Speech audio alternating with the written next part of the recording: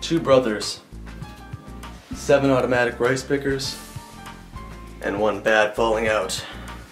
Today we dive into the real story of the Haltoka Flat brothers and see why they really can't talk to each other anymore.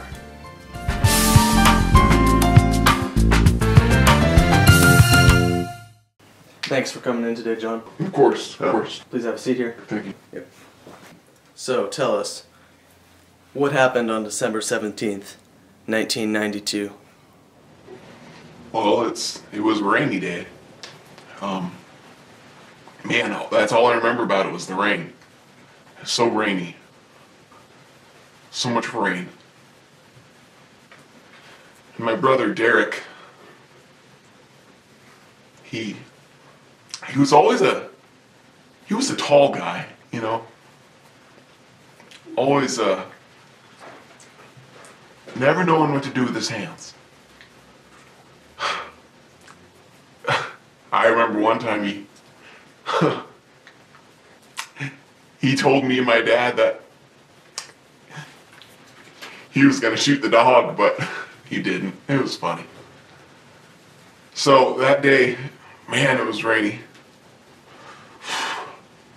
We were going golfing. It was a clear day, that one day in December, and it was so hot that our cat literally had to swim in our swimming pool and we had to throw butter at it. But apparently that made it happy. So, me and my brother John decided to go play some basketball. My brother Derek, he came up to me and he grabbed me by the arm. He came up and he put his lips right next to my ear. And he said the 19 most peculiar set of phrases that I've heard a human speak in my life. He said this: John, you need to know something. I'm not who you think I am. I am really a bad man. And you know what he did next? He clasped his teeth intensely around my right earlobe. He crunched down like biting into an old piece of chicken, and he ripped off my right earlobe. He spit it towards the cup that we were shooting at with golf.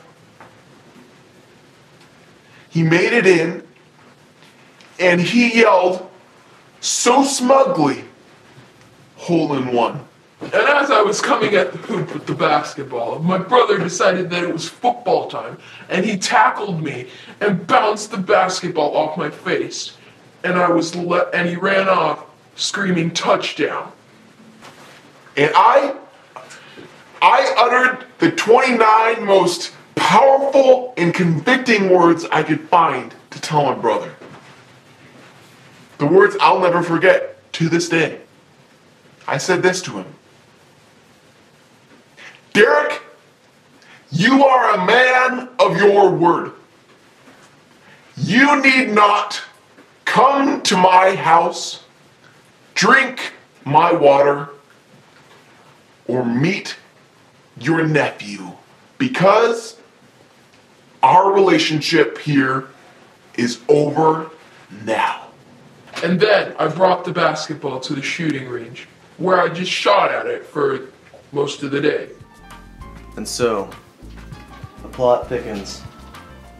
What really happened to the Jarskowski brothers? Find out after this break. Scissors! Scissors, scissors, scissors! Chop, chop, pow! Have you ever needed to cut something fast? Well, me too! Scissors! Scissors! Scissors! Scissors! Cut, cut, cut, cut, cut! Ooh, look at them shapes! Look at them shapes! Look at me cut them! Cutting it good! Ooh, cut! Cut, cut, cut, cut! Scissors! Scissors! From Hasbro! And we're back. Today, we find out the truth about the Langdrysky brothers. Roll the film. And that one day when I was at the shooting range shooting the basketball, my brother, John, again, came out of nowhere and tackled me. And he wrestled the gun from my arms, and then he just started shooting randomly. He shot a tree, and it caught on fire, and we had to call the fire department. And when they came, they were like, "Who's responsible for this?" And John pointed at me and said, "He is! It's all his fault!" And then I was like, "That's not the truth," and all that stuff. And the fire officer decided that John looked more trustworthy, and he sent me to jail. One day when I was in there, he broke into my jail cell and said the 13 most memorable, strange words that I have ever said.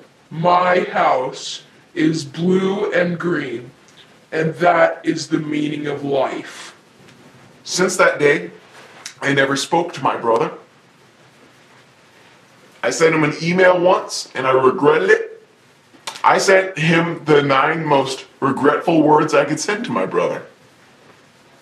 Derek, I don't like Cheerios, but you can still. So since that day, I haven't spoken to Derek, and I never will, frankly. I never will, frankly. And that's why I can't talk to my brother John anymore. How tragic. How sad.